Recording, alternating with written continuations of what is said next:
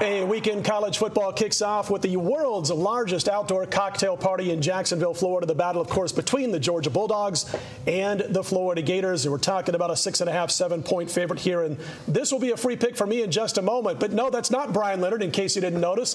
At the end of the table, that is longtime linesmaker Tony Sinisi, who really made his bones with the old Las Vegas sports consultants. And man, you were around some great days. And I know we can't talk about everything that probably happened back then, but you were kind of there when it went from old school Las Vegas into corporate-run Las Vegas, weren't you? Oh, absolutely. I was mentored by Roxy Roxborough, and he was the transition from Bob Martin into a more corporate world.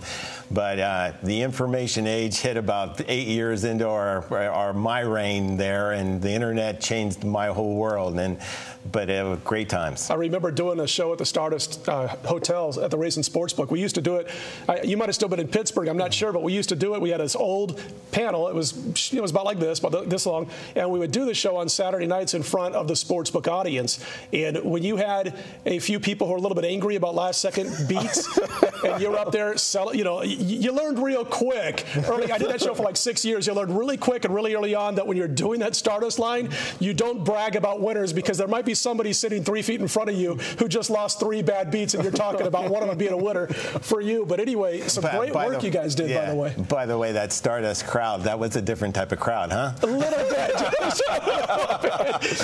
That's all I'm going to say. It was a different type of crowd. But we're very fortunate to have Tony Sinisi not only with us here on pregame.tv, but also joining us on Monday nights when Chris Andrews is in studio also. We talk to Tony, usually gives us 4 or 5 games to preview. The one we're going to talk about here is the matchup between Georgia and Florida. And as Tony, as I mentioned at the start, we've got a 6.5, 7-point spread. The Florida Gators, they're getting a lot of mileage off of what I thought was a misleading final score against South Carolina, where they only gained about 180 yards. Yeah, no, and I had the same note here. But I'll tell you what, Florida is playing, to me, Alabama-like defense. And to me, I couldn't give them a higher accolade.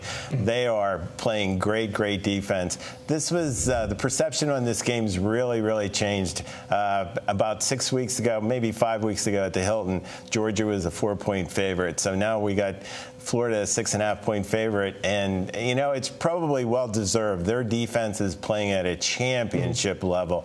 I agree with you. That was a really deceiving final score, 44 points and probably 183 yards. But once again, that type of team, turnovers, special teams. I grew up in Happy Valley with Penn State. That was the recipe for Joe Paterno forever. But this is a dangerous Georgia squad. The 2 freshman running backs, really quality. Aaron Murray might be the best quarterback in the SEC. So this is a test. Yeah, it definitely is. By the way, there's not a lot of 10 and 11-point line swings over a 3 or 4 week period in college football. But you just mentioned one of them when Florida was getting 4 points just a few weeks ago at the Hilton. Marco, I wanted to ask you about this matchup. We were kind of hitting on it there a little bit. If you were an underplayer, in fact, we were talking about it on the radio show last Monday. If you were an underplayer in the Florida-South Carolina game, what were their 55 total points? There were like 370 total yards in that game. You want to talk about pain if you were playing the under. But as far as this football game this week, it's really a case of having to play their game, I think, if you're the Florida Gators or the Georgia Bulldogs. What I mean by that is if you're Florida, you cannot let things get away from you. You cannot have a shootout. You got to continue to rely on what I think is the 3rd best defensive line in all of college football. Let them try to shut down the Georgia Bulldogs. At the same time, if you're Georgia, you got to try to get some kind of an up-tempo game going with that high-speed, no-huddle attack. But I guess what I'm going to ask you on this one is, do you think that line is right at 7? I mean, the bottom line for me is, when I first saw the number, I'm thinking, boy, that line seems out of whack. My rankings, my power ratings that I do, which aren't for betting purposes, I make them the week before the games are played, and I made this 3.5, Florida being 3.5 points difference on this neutral field. Well, again, and you hit the key. You said you did this the week before. And the reason, you've said it many times on radio and in videos, you do it so one game doesn't influence too much what you do. Well, look at the results from last week. You've got Florida just steamrolls South Carolina if all you do is look at the scoreboard. Then you look at Georgia, and you see them. They were a 26-point favorite, and they only won by 5 points against the Kentucky team that was the week before was getting drilled by Arkansas, and they had to stop the game. Mother Nature saved them in that game from even further. I think it was, what, 49-7 when with about 10 minutes to go in the third. Yeah, it was bad. So it's an overreaction. It's the public perception. We talk about it all the time. Plus, you have the fact that, and I like to call this an ABC game, and we've talked about it before, you had Florida last week beat South Carolina 44-11. Earlier this season, South Carolina steamrolls Georgia 35-7. So average Joe Public guy is going to look and say, if South Carolina can beat Georgia by this big of a number, and Florida turns around and beats South Carolina by that big of a number, this is easy. Line me up. Send me to the winner. ABC, and you know what we used to call that in college? Syllogism. And after the public gets mixed up, it's a syllogistic handicapped game. It's ABC. If, Team A beats Team B by this amount, then Team B is going to be, the whole thing. And when I see that, I love to gravitate to what is the uncomfortable bet. And I've always said it. If it's hard to say the bet, you got more chance of winning it. The easier it is to say the team you want to bet, something's wrong. You're missing something.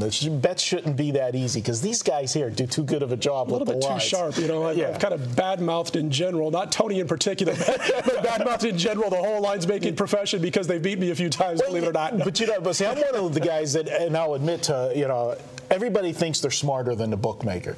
I don't. I give you guys the utmost respect, and I think that you guys set a line that you're really trying to force us to take a side. You're guiding us in a direction, and you're never guiding us in the direction that wins because you guys. Well, you know what else is cool, and something that I think you learn. Everybody asks me, how do I get into this business? And I always say, you're going to make a lot of mistakes. Be ready to lose a lot of games early on. You're going to make a lot of mistakes. I found out probably after about 2 or 3 years of really struggling that I would much rather be with you guys than against you guys. And once you can learn how to kind of think in a lines maker way, and I'm not saying I'm there yet, but every year I think I get a little bit closer to you guys. Once you get to thinking more like a lines maker rather than a bettor, it seems like your winning percentage does go up a little bit more. And that's when you hear about sharp money, respected money. It seems like they think a little bit more like lines makers than the normal betting public.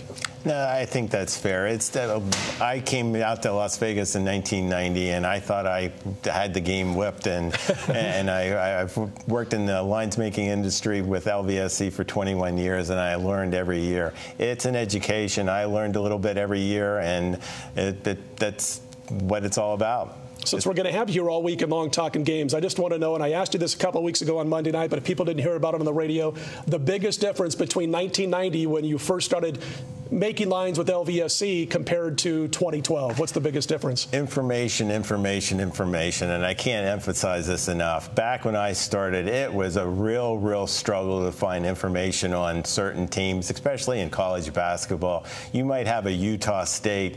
Utah State was a statistic. It was a number. You really didn't know them because you didn't see them, and it was really hard to find information. Now, with the internet and what have you, everything is there.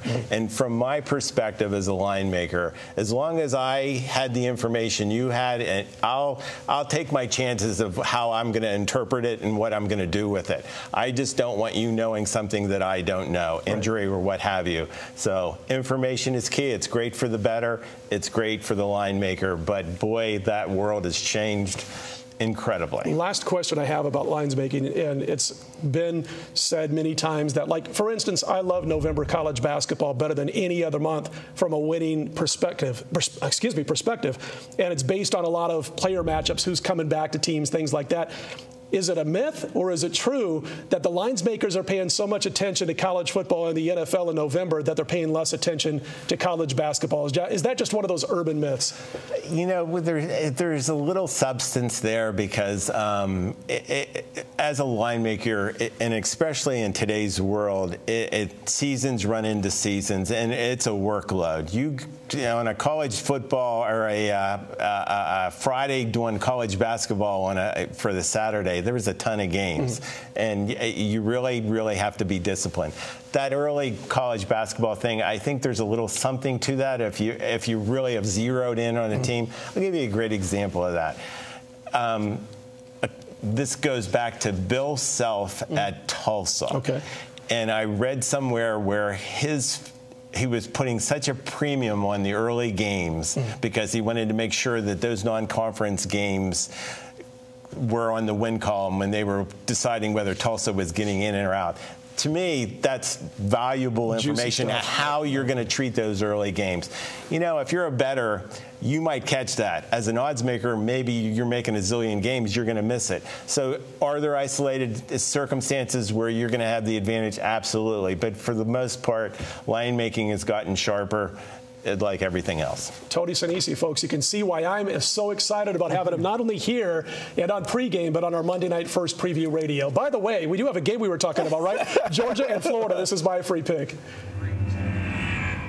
If I could remember what we were talking about, I think the game's at halftime. But anyway, we got so carried away there with lines making, but it's great stuff. Anyway, I have to trust my power ratings this week. And Marco has mentioned a few times that you can't just look at your power ratings and say, that's enough for me, and that's the bet I'm making. But when I combine my power ratings that were 3.5 just 2 weeks ago with the fact that I just don't think this Florida offense can do enough to separate themselves from a team like Georgia enough to cover the spread, I got to give even more credence to my power ratings before last week's games are played. And by the way, Driscoll, the quarterback for Florida, what's it been now? He has not topped 100 yards passing in like 4 or 5 games. I mean, I really think you're going to see a close, hard-fought game, and I'm going to take Georgia plus the points. We are here all weekend long. We've got Tony Sinisi, Marco D'Angelo, and I. Don't miss out all weekend long. College football, NFL, right through Monday Night Football here at pregame.tv.